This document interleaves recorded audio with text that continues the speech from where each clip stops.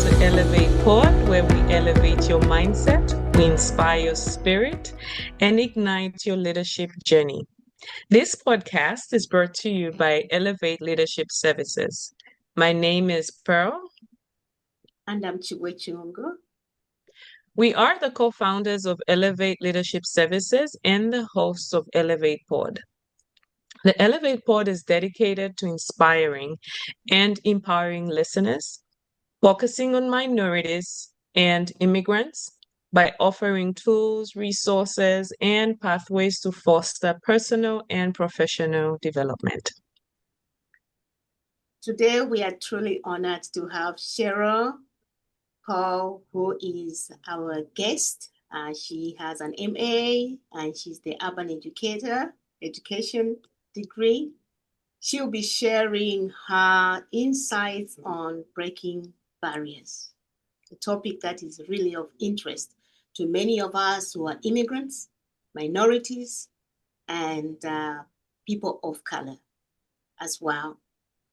We know that every barrier we break is a step forward to a brighter future.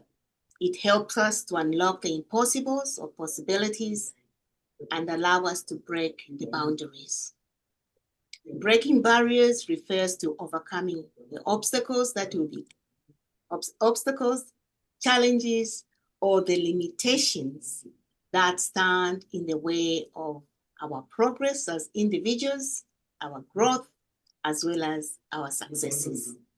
It often symbolizes pushing beyond the traditional boundaries, stereotypes, and restrictions to achieve new levels of achievement, understanding all the freedom that we all seek. This concept is commonly used in social justice, personal development, innovation, and teamwork to inspire change as well as encourage perseverance. Cheryl is a founder of and an executive director of Advocating for Kids, Inc., a special education advocacy organization that provides resources, information, and workshops to parents and professionals to address the needs of Black and Brown children with disabilities.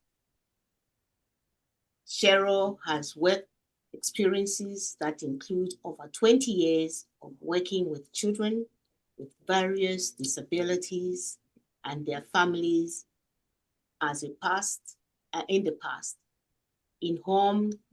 She's a home clinician and therapeutic foster care manager.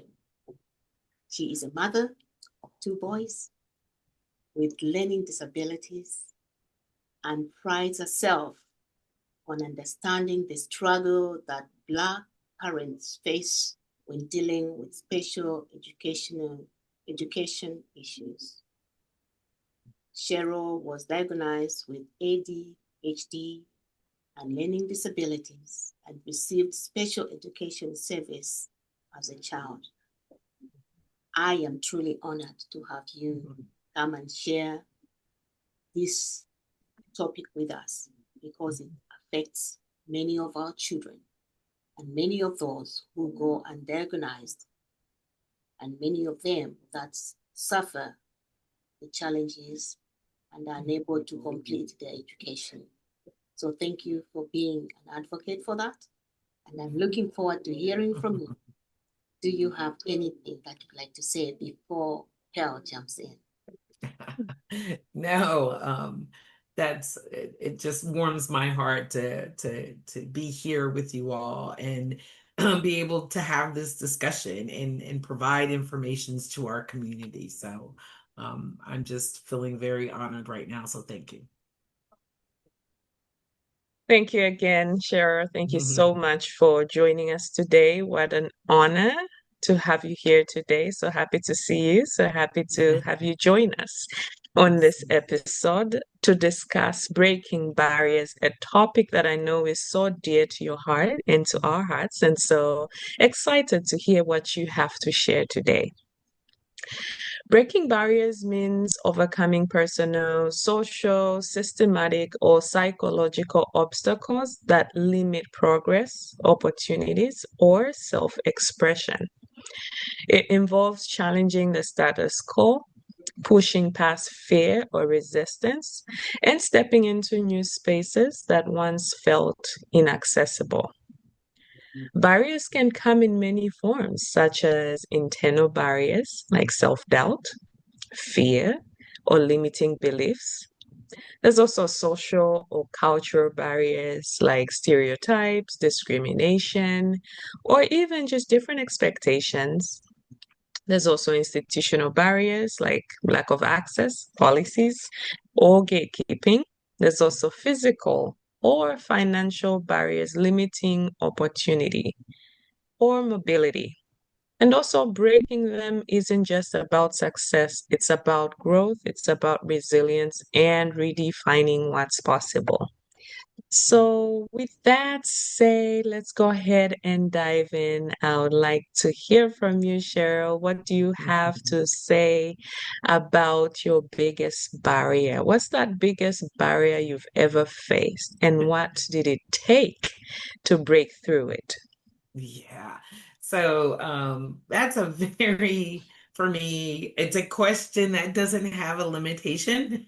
I feel that life, if you're living, at least living on a path of making change or wanting better for your community, that you're always going to have a barrier, right?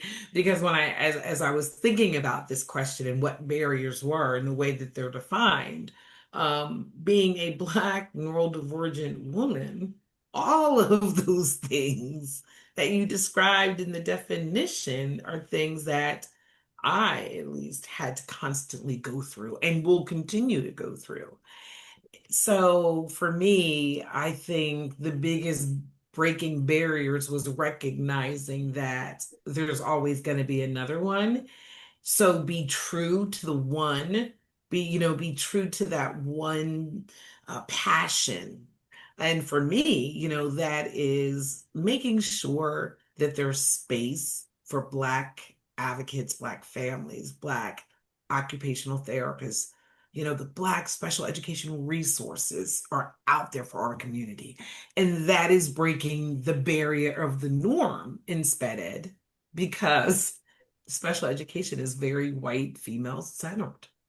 And God, the stories I could tell about, thinking, that I had to assimilate into the whiteness role to learn to be a good advocate or be respected as an advocate.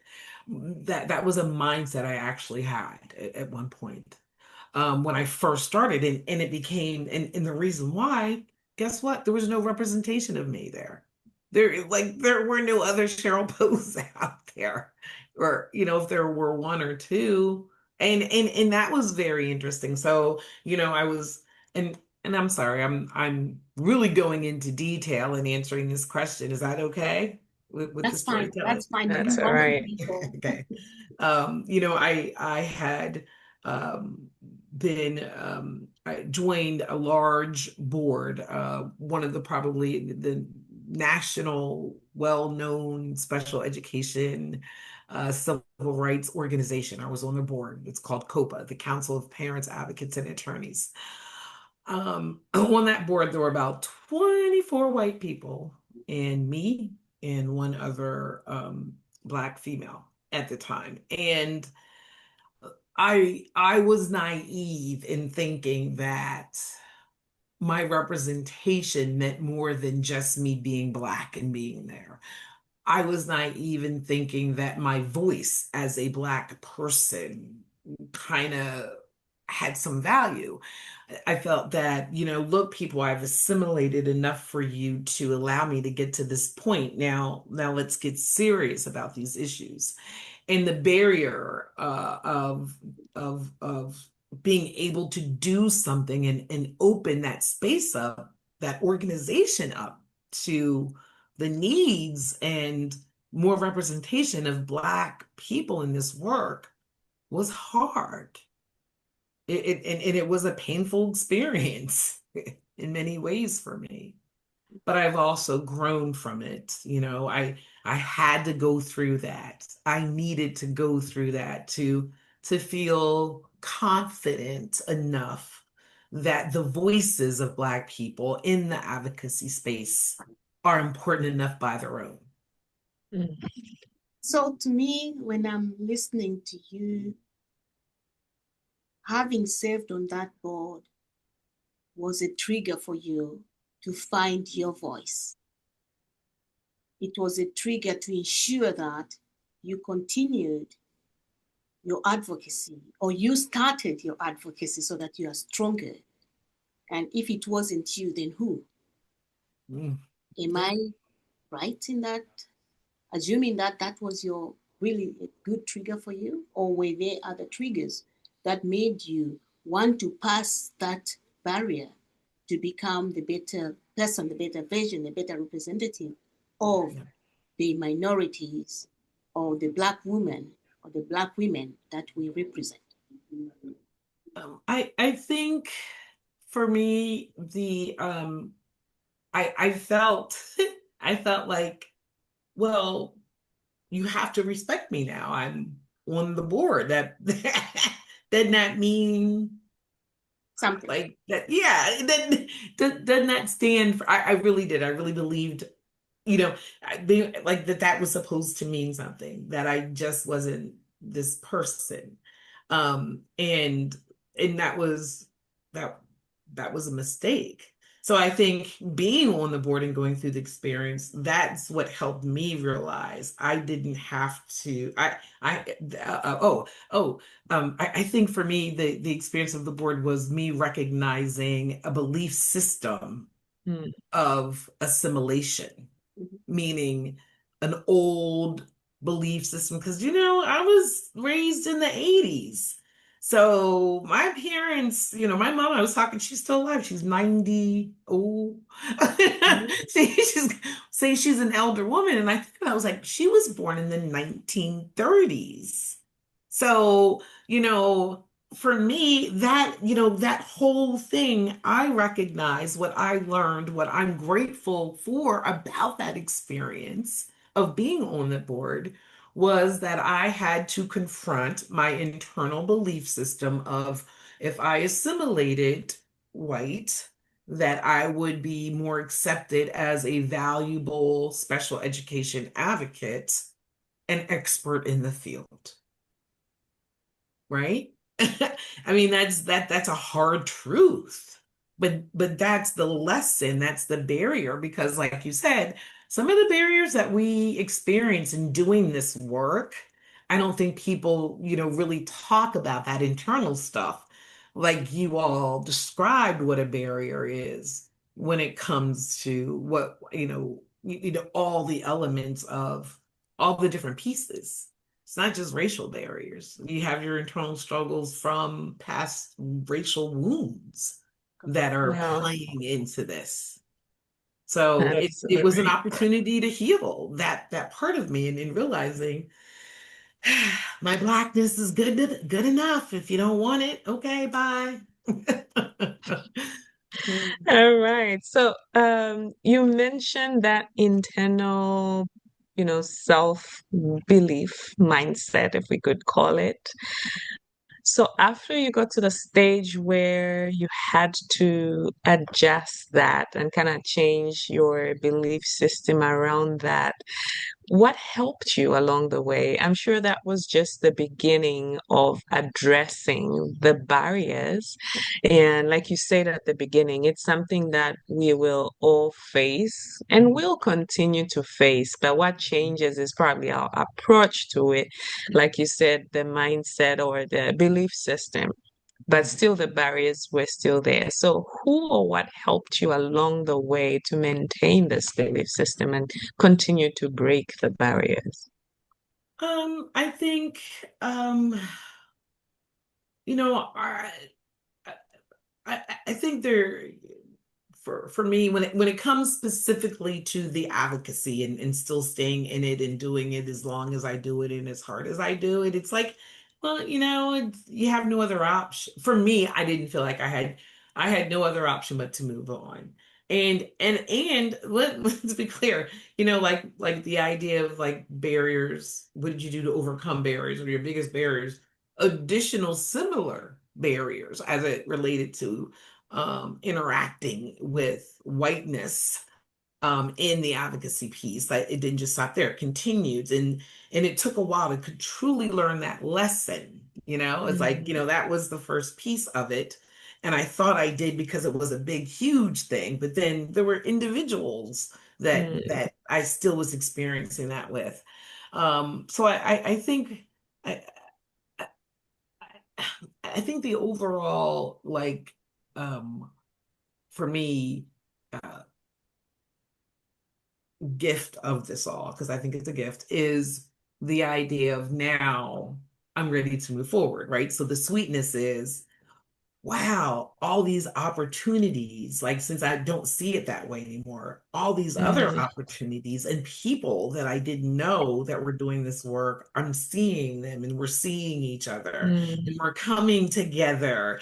And the Autism in Black conference that started about 5 years ago, and that's really blown up. That it was in person this year. mm, So speaking in person to our community about our work and just feeling, the appreciation from the community about the resource is a nectar of goodness. It's like, oh my gosh, okay, this is it. This is the dream being actualized now. Which then gives me the confidence to, we were talking earlier, the reshaping of how we're doing some of our work with advocating for kids, and really centering the Black special education professionals, not just the advocates, but letting our community know that there's more than, there are sped ed advocates out there that do mm, this work, that look like you, number one. We want to provide some training opportunities for you. We want more of you. So come on, I've been doing this for 20 years. I know this stuff. I have the knowledge base. So we need to train other advocates that look like us, or that are at least doing work in our community that is truly culturally responsive. Like, we're going to confront racism, the racism that exists in special education advocacy and the social justice disability pieces. you know we just had an incident here. The white lady Silo, I don't know her last name, who called the autistic Black 5-year-old student the N-word at a park that went viral, and then she made all this money on her evilness to a 5-year autistic child. Did you hear from the disability community?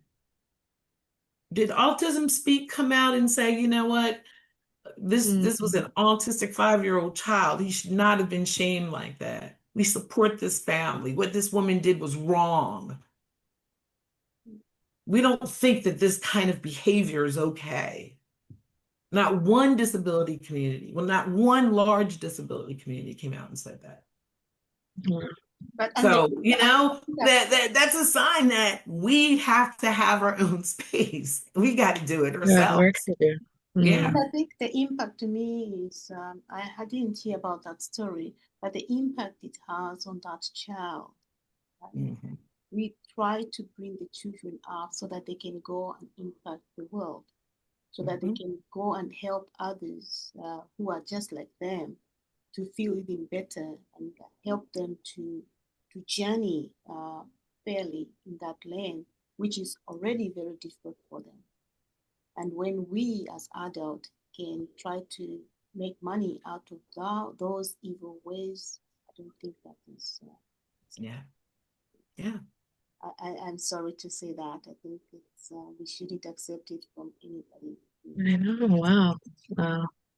Yeah. But the question I think maybe I need to maybe come back again to you is I see that through all this, I see the personal growth that has come from you. I also see the professional growth that has come in from you, from going through these challenges. Mhm. Mhm. It didn't come easy. Can you spell them exactly to the people? Maybe one or two growth factors that have come to you on a personal basis as well as on a professional basis, such that now you can stand tall and Yeah. say that I am a good advocate for the people who are voiceless. Yeah. That's such a hard question to to to answer. Like, so my ADHD brain is like, okay, what is she really asking me? Like, I'm trying to like put all of the pieces of like how all of my life experiences around this, because there's just so many. Like, how do you um like how do I focus on one specific piece? So could you just narrow the question down a little The bit more? question is, how have you developed personally? Give us an example of your personal Prof- development that you have seen that Mm, is actually now very obvious, yeah. and one professional development that you have seen in yourself that you Mhm. use on a constant basis to continue to be successful and to engage in the advocacy. Okay. So I think one of the big things is that my creativity is more because I'm not feeling like I'm constricting myself to a particular role. So, just like just our conversation we were having here before about like coming to Africa, right? For all because you and I we've known each other and we've gone through some training together. And you used to say, you have to come to Africa. I want you to come to Africa. And I'd be like, I am not coming to Africa. There's no way you want to get me on a plane to come to Africa. It is too long of a flight. I can't be on the plane that long. I can't do it. I can't. Right. And you kept insisting. Yeah. And I'm like, right. But now, like that is a possibility is so exciting to me. It's not scary now. It's Mm, it's different. And okay, I'm not gonna lie, it's still a little scary, I but know. it's more exciting than it is scary. It's Yeah. like a willingness to again, feeling Mm, free to break the norm. Why not go? You know, it's an honor. Yeah, it would be a privilege. So just that it's helped me move away from feeling scared and nervous about things that are new and different around mm, advocacy or sped ed and embrace it and go with the flow. So that's huge. But it is huge. It is. Mhm. Yeah. It's yeah. courage. So what you're saying now, you have more Yeah. courage. It's, Yeah. Yeah. Yeah. Yeah. yeah, that's wonderful. Yeah. That's an interesting one. So Cheryl, with all of your experiences, have you seen any consequences to your steps in breaking barriers in your advocacy? Has there been any costs, any sacrifice in Mhm. your experiences? Yeah. Tons. Financially, of course, because Fed Ed advocates, we don't make a lot of money. But I'm lucky. I'm married, so I have the support of my husband. So that, allows me to do this work in the format that I have been doing it. Of course, we are shifting. I think when you are willing to go against the Mm, status quo, you have so many consequences, probably some of them you don't even know about. When you are willing to speak up and say, hey, I think the way that your organization excludes the voices of Black people is racist, right? Or is supporting white supremacy because you're trying to discuss policies that are going to impact the Black community, but you don't have anyone that is from that community part of the conversation, you know? I had, especially I'm in Virginia, so I have a situation now where, the Virginia Department of Education has been just terrible as it comes to caring about the needs of Black students with or without disabilities, but especially students with disabilities. This has been something that I've been talking about forever. This is what got me into this field. My kids are Black, they have disabilities, duh, make the connection. And I say that because I get racist statements about that all the time. Oh, you're a racist, you only care about one race. I'm like, why is it that if I center my own children, somebody that came out of my body, how is that being racist? How? So that would mean every person that's white that centers their services around whiteness, does that mean they're all racist? Are you using that same energy if that's your way you think to them? So it's one of the consequences of, just being me and also just consequences of also just being an ADHD Black woman. ADHD is real. Sometimes, that neural spiciness comes out in me, and I've um learned to embrace even her. you know Mhm. she is, I am who I am. This is it. um so I think, yep.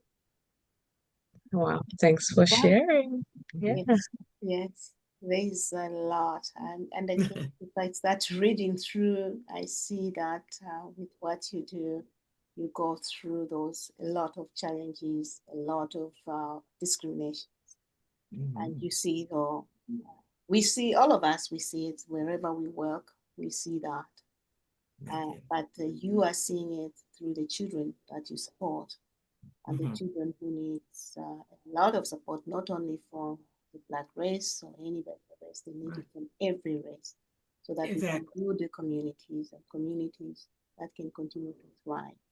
Yeah. And when each community thrives, I think we will be successful. Exactly. So, And that's another a mistake that, people who are engaging in, anti-Blackness think that because though I center Blackness, that I don't provide services to everybody. And that's an absolute lie. It's like why can't two things exist at the same time? That's what I Right. understand equality to be. Two things existing. I service who wants to hire me and respects the culture. I definitely represent the needs of the Black community because I am Black. I know what they're experiencing it in a way that a non-Black person can, you know? Um, and it doesn't mean we experience it as an experience like how my life was impacted would be the same as someone else's, but the Mhm. idea that we're both Black and this system sees us and treats us differently. I know what that's like. Um, so you can because, easily yeah, speak to that. You can right, exactly. yeah. Yeah. But And that recognize yeah, it. recognize it, but doesn't mean that you not represent the other side. Exactly. That's what I'm hearing. So if you were to give an advice to somebody who has Mhm. just gone through what you've gone through, what advice would you give them such that their journey to learning what you've learned in a long way will be shorter and they start impacting or contributing more to the community? Mhm. Come on in, join the club. You're no longer alone. Mhm. That's I think the biggest thing for me. That's what it was when I found my tribe. When you find your like-minded folks and people that will embrace all of you, including some of that messiness that may exist Mhm, because your heart's doing the work. mhm, um you don't have to face the struggles. You don't have to do or go through what I've already gone through. because Facebook didn't even exist when I first started, right? So imagine what that was like. So, from my experience, from all the things that I've seen and done, come on over. There's things that we can teach you. There's things we can do to help you. There's things we can do to support you.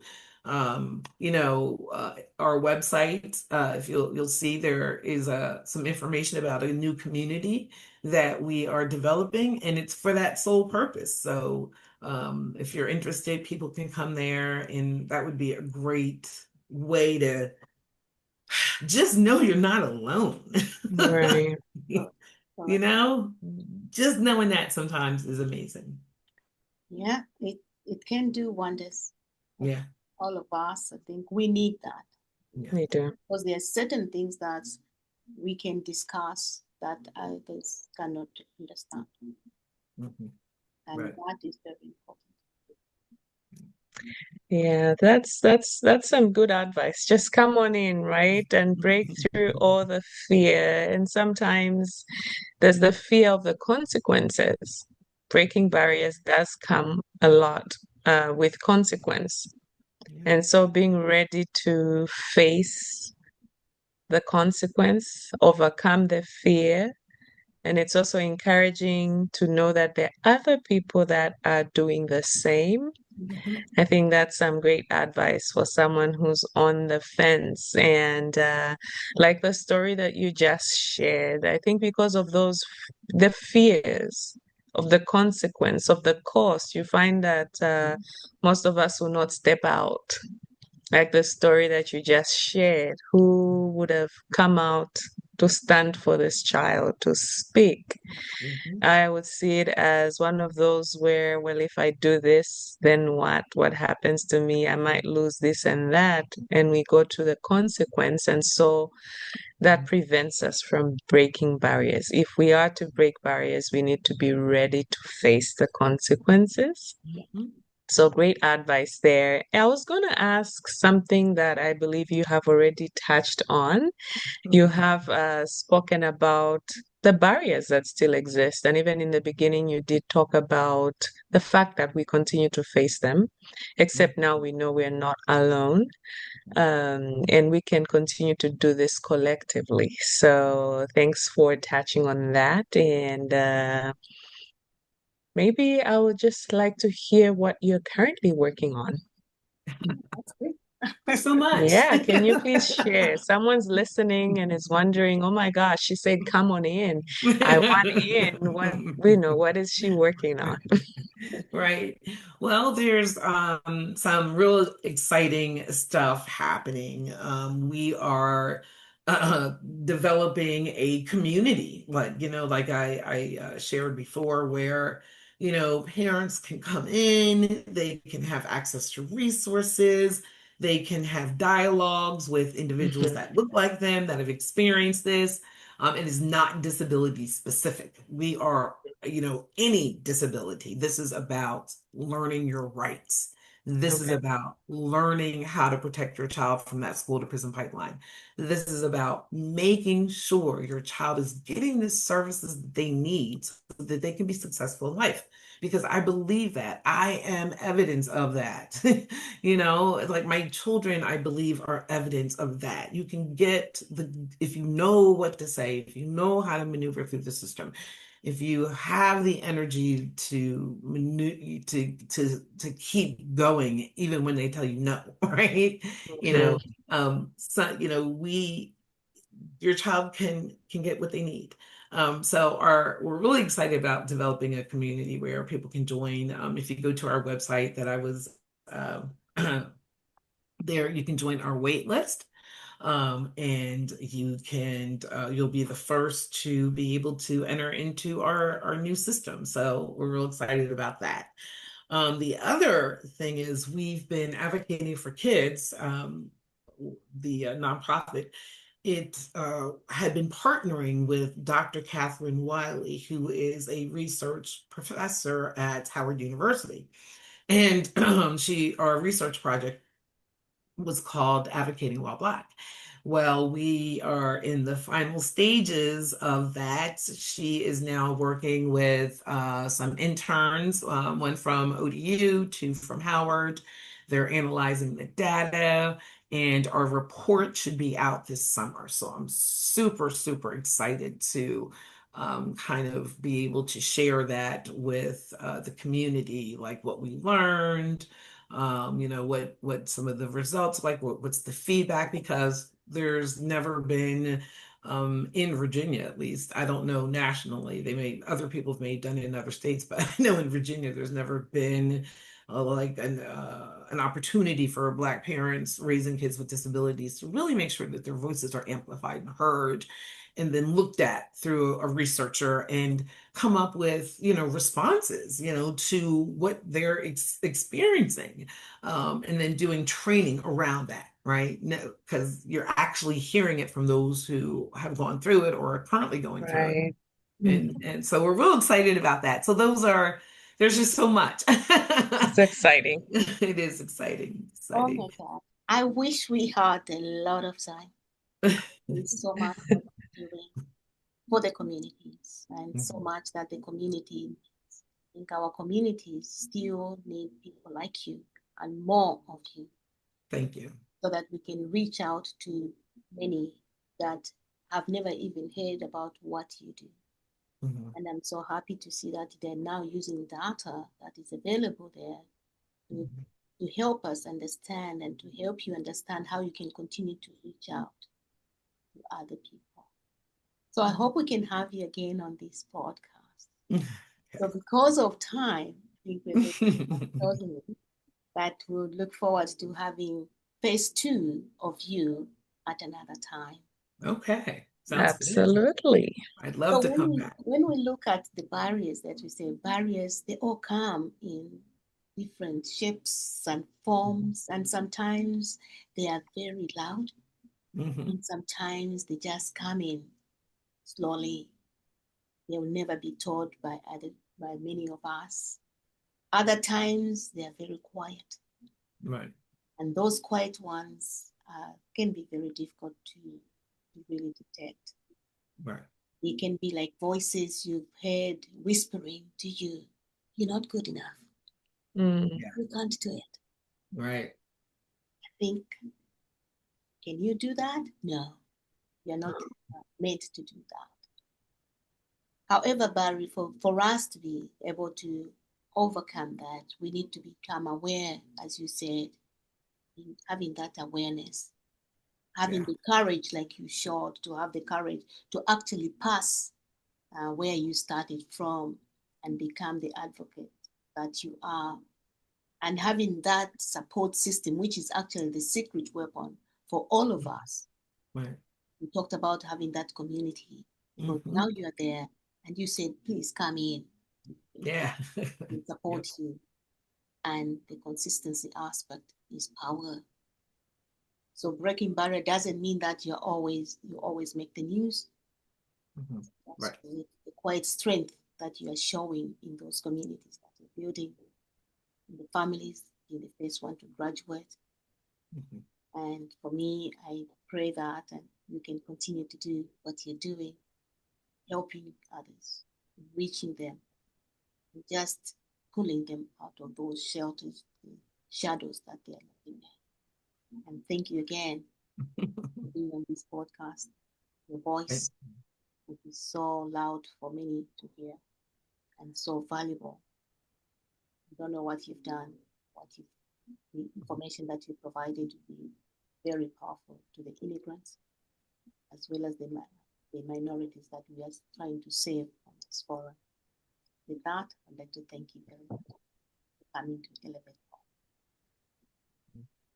Thank you so much. Yeah, I enjoyed the conversation and I enjoyed the opportunity. thank you. Right. What a wonderful conversation we've had. And also, just to wrap it up, we've all heard it. Breaking barriers is not a one-time event. We don't break that barrier today and we're done. It's a way of life. Every time you speak up, show up, or take a step into the unknown, you're doing it. So, to everyone that's listening, what's that one barrier you're ready to break? Take a breath, take a step, and keep going. Like Cheryl said, come on in, join us, take that one step, and keep going. Barriers are often just stepping stones in disguise. So embrace the challenges. They will be challenges. Embrace them, overcome those limits, and never be afraid to push beyond what you thought was impossible. Your journey to greatness begins with breaking barriers. So go out there and redefine what's achievable. So thank you everyone for listening. Thank you again, Cheryl. Thank you, Chibwe, for a wonderful conversation. Thank you everyone for joining us today on this journey to elevate and inspire. Until next time, lead with purpose and grow with passion. Thank you. Um, Bye. I'll stop recording now.